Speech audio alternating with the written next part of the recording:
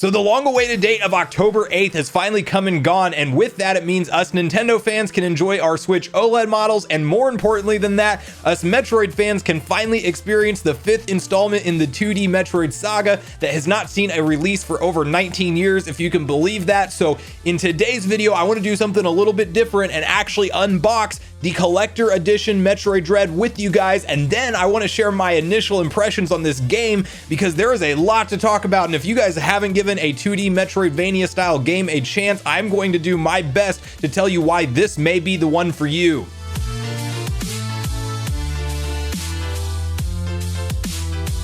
What's up, Nation? If it's your first time on the channel, make sure you join Sunbro Nation by subscribing below. Hit the like button on this video if you enjoy it today, and make sure you turn on your bell notification icon so you're kept up to date with all the newest gaming news. As I mentioned, guys, we're doing a couple different things today, the first of which is the Metroid Dread Special Collector's Edition unboxing. And I got to start off by saying I didn't know for sure that I was going to open this thing. Like, when I saw it, first of all, it's massive. Like, it is way bigger than you would expect it to be. I mean, you can probably tell the size of my face versus holding this thing is it is actually ridiculous. But it's because of an incredible book that comes inside. So I did take one peek inside of the box, but I have not actually unboxed the material that's in there. So let's start off by hopping into the unboxing of this special collector's edition before I share my initial gameplay impressions of Metroid Dread, which, spoiler alert, they are like my hype levels at an all-time high, and I couldn't think that this game could be done any better. So I'm excited to talk through that with you guys, but first let's start off with the unboxing. Now, full transparency, this is my first unboxing and I really don't have the equipment fully set up for an over-the-head like perfect view, but I'm going to do my best to make sure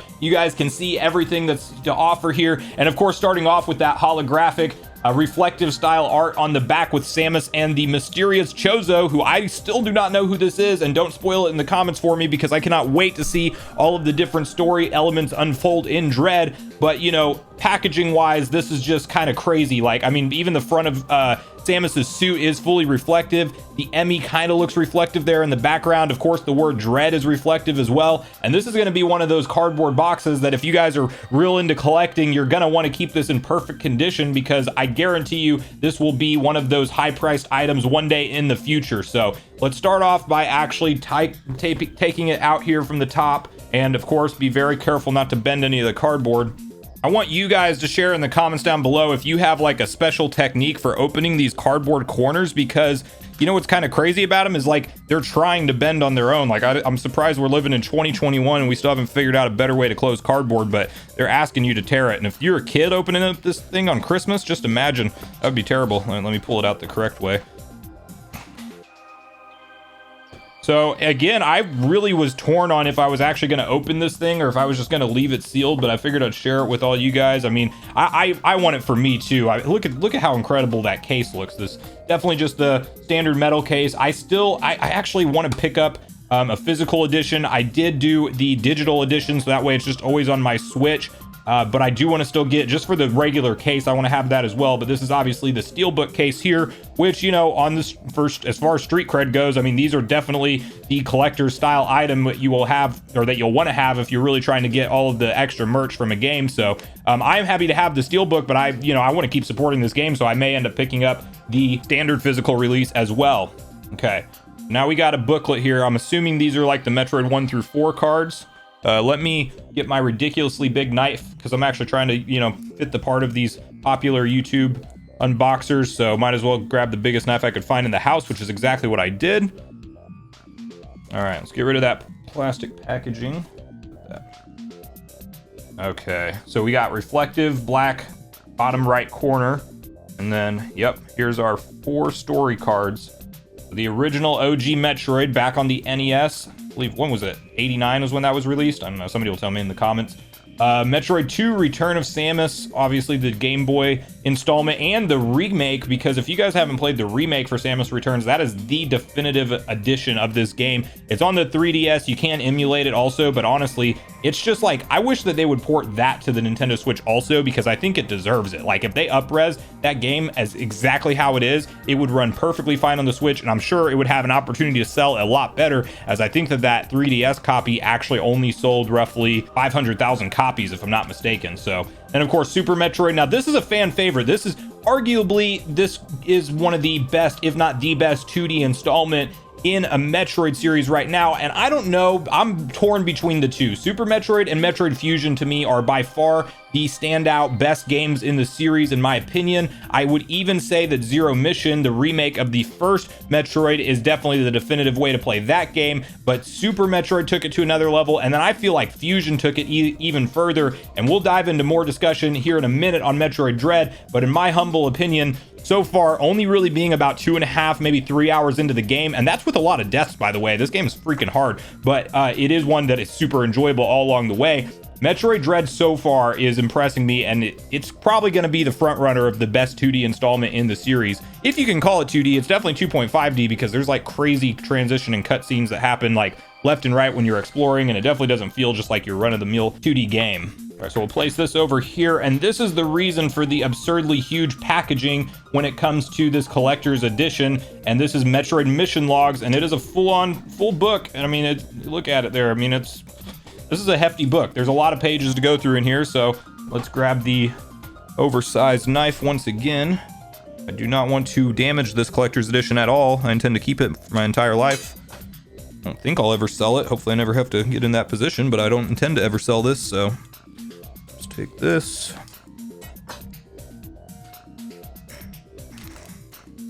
So some reflective black shiny parts around the corners there. And let's see on the inside. That's what I'm excited to look at. See if I can do this without hitting the camera. Oh, and there it goes. Like I said, guys, first ever unboxing on the channel, so I'm still learning this as I go. But all right, very cool. Oh, this is gonna have some incredible artwork. It's definitely not something, you know, obviously I'm not gonna flip through every page here, but yeah, all of the classic enemies just being, oh wow. Yeah, they put in some work to this, guys. This is definitely going to be one of those fun things just to look through as a collector. I can definitely see myself, I don't have any kids right now, but I could definitely see myself like reading the bedtime story of all of Samus's adventures and showing them the pictures to my kids in the future. So I'm definitely keeping the old school gaming vibes alive for future generations. I'm not going to let them just start off with all the new VR stuff that's out there. I'm going to force them to play the 2D installments that made gamers who they are today. Yeah, so definitely just highlights from every Metroid installment. Oh, this is awesome, guys. Because, you know, since we know that, you know, this Metroid Dread is going to wrap up the story arc for 1 through 5, for them to go through and do all like the, you know, Metroid Dread volume editions that they did on Twitter, and then to give us all of this incredible artwork that they have in the collector's edition, that's just, it's next level. Oh, look, they even have Zero Mission and Samus Returns, so they're celebrating both of those remakes there. Yep. You'll love to see it. Well, I will save the rest of that for myself later on. Also, I did get extremely lucky. In fact, I don't know like how hard these are to find, but all I know is I went to the GameStop to pick up my OLED model. They did not have this. I started calling around town to find other GameStops that might have it, and I found one that had like 3 of them left. So this, whether or not it's going to be, you know, ongoing, hard to find or not, remains to be seen. Like that Loftwing amiibo for Zelda Skyward Sword, I was afraid I was never going to get that. And it turns out that, you know, they're actually restocking them on store shelves now, and you can find them relatively easy. So whether or not this is gonna be like that, I'm not sure. Maybe they'll come into stock later on, but it's definitely hard to find right now. I think I got to keep this one sealed. Like, I want to unbox it and share it with you guys. I want to unbox it just for me, and I even want to use the amiibos in the game because I think you get like an extra energy tank and both an extra missile expansion pack if you do it. I think it's like a once per day thing, so it's not like it's a permanent upgrade or anything.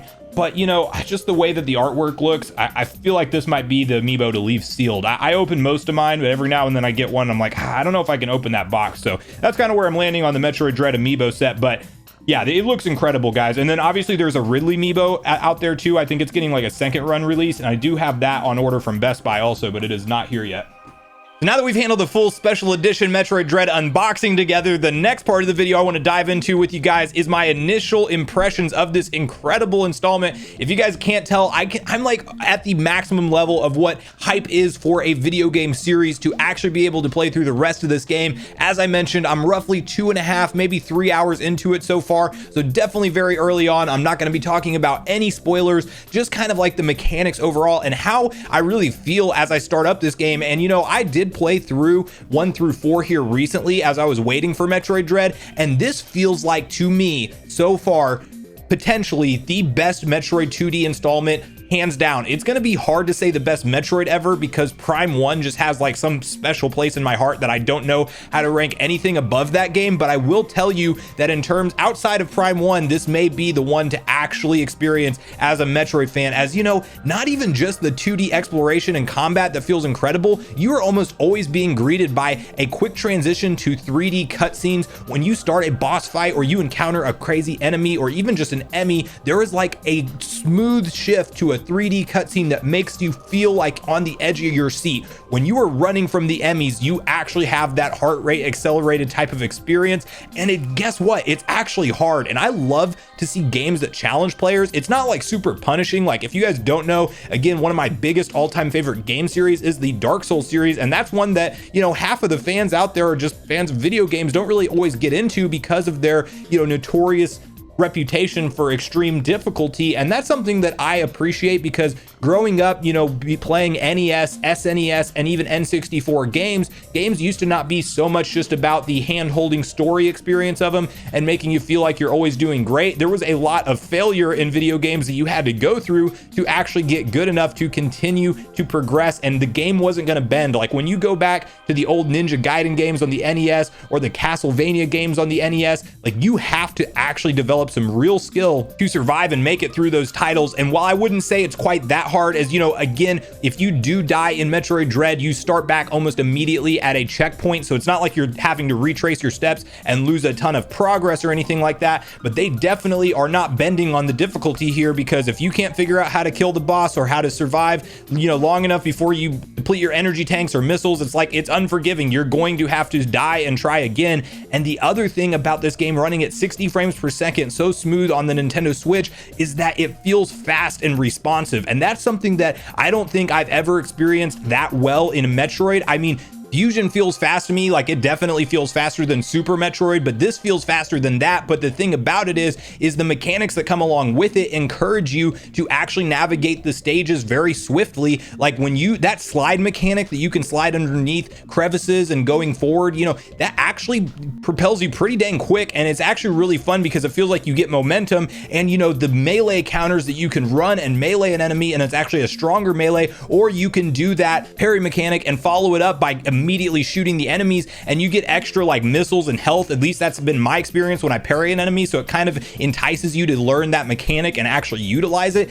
And you know, there's just a ton of different things like that that are just in the early part of the game that just feels great. Whenever you're running around as Samus, it feels incredible. The map obviously is going to be huge, and I don't even have, you know, a clue of all the areas that I'm going to end up going to right now, but so far it's doing a very good job of getting me invested in finding, you know, the missile upgrades and the item upgrades. And they do have a new little handy hint system where you actually see like hidden missile upgrades or hidden energy tank upgrades flashing on the map, so you know there's some kind of secret that you have to uncover. So you know, this is one of those games that for me, like as I beat the first boss and I realized that I had to try multiple times to actually conquer that boss fight, I was like, okay, this is going to be fantastic because they're not holding back on the difficulty. The mechanics feel great. It feels like one of those games that, you know, when it comes to just getting mad at the game because something crazy happened to you, this feels like everything is actually up to you because everything works correctly. Even like the wall jump mechanics, everything feels like it's laid out there correctly, and it's the best feeling that I've had in a 2D Metroid so far. And you know, there's been a lot of new gamers that come to these 2D Metroidvania style games, especially through games like Hollow Knight and the Ori games, which I absolutely love. Don't get me wrong. I just think that this Metroid Dread so far feels like the pinnacle of what a 2D Metroidvania style game can be. And so that's why I want to highly recommend everybody who may be on the fence about picking up this title, definitely see if you can go play a demo. If you know a friend that owns it, see if you can pick it up and just get a feel for it, because I'm telling you, right from the start screen and the opening cutscenes, this feels like a AAA full-on immersive story experience that it's not going to be one of those games that you're like, oh, that's not worth $60, or if you're smart and you go to Walmart to pick up the physical editions, you get all the new games for $50. So pro tip, go do that and save yourself a little bit of money. but you know, it is truly one of those titles that feels like it's fully worth it. And while I don't know how long the entire game is going to be, I do know I've read some different things on reviews. You know, some people saying they can beat it as fast as 6 to 7 hours. Now, of course, any Metroid game, once you get the kind of puzzle solving down, and you know, if you can really explore the map fast and not get stuck on any parts, you can normally breeze through these games pretty fast. But for me, with the difficulty and just me being kind of like a ridiculous completionist, like